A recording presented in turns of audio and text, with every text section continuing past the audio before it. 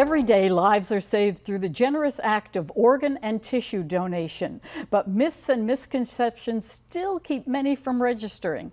Here to help us separate fact from fiction and share how we can all make a difference is Kia Blair, Manager of Multicultural Affairs and Partnerships at Our Legacy, our local organ and tissue recovery organization. Welcome, Kia. Thank you. And this is such an important subject. It's also a subject, as we've talked earlier, people don't want to talk about. Yeah. You know, you're sitting with your family, and you mentioned how important it is to really consider tissue and organ donation. So let's get some facts out of the way. Absolutely. How many folks right now are donation members? Yeah, there are more than 104,000 people all across this country, men, women, children, who are in need of a life-saving organ.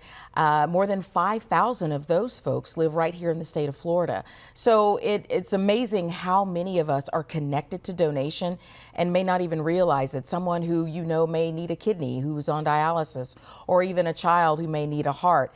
It has a ripple effect.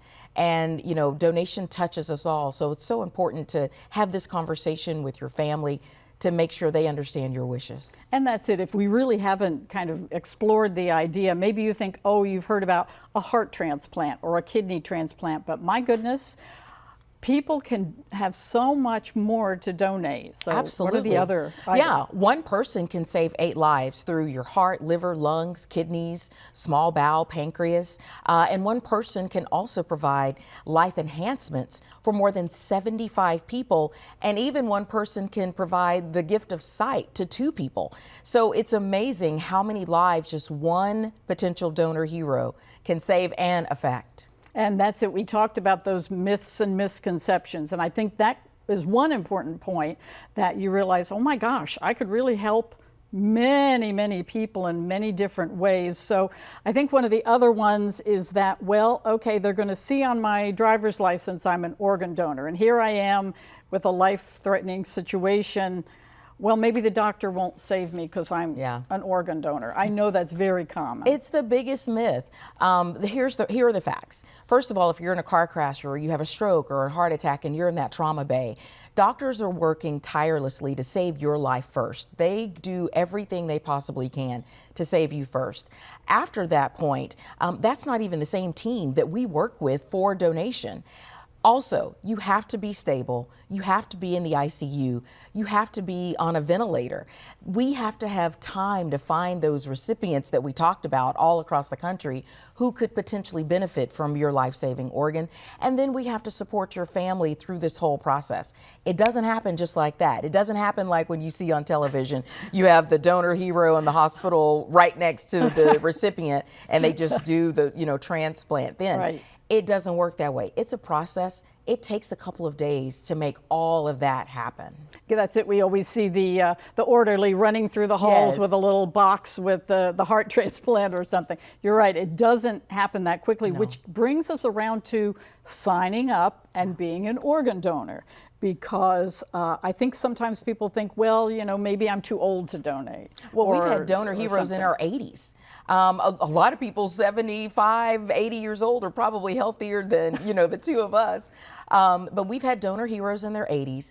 And at the time that we are notified that this person has the potential to save one life, our medical doctor and our medical team, they evaluate that person at that time. So if you have diabetes, that doesn't prevent you from being an organ donor.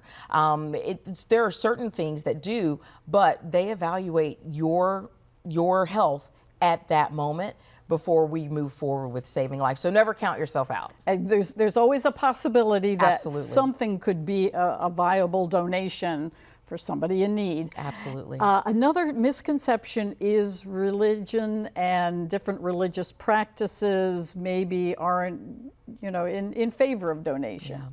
And that's a huge myth as well. All major religions accept donation or the act of donation as an act of kindness.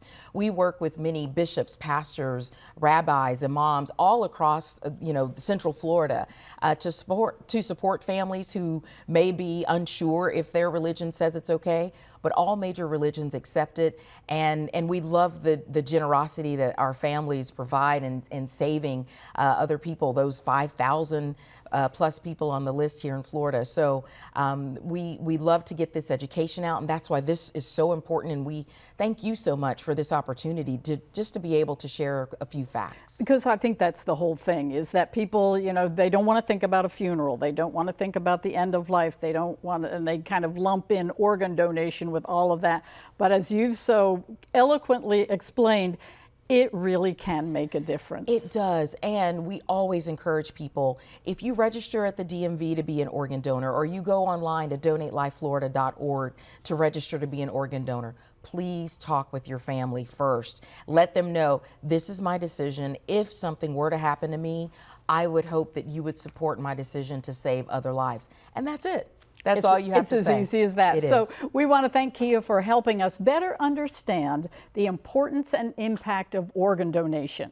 For more information or to register today, visit ourlegacyfl.org and be part of a legacy that saves lives. Thanks, Kia. Thank you.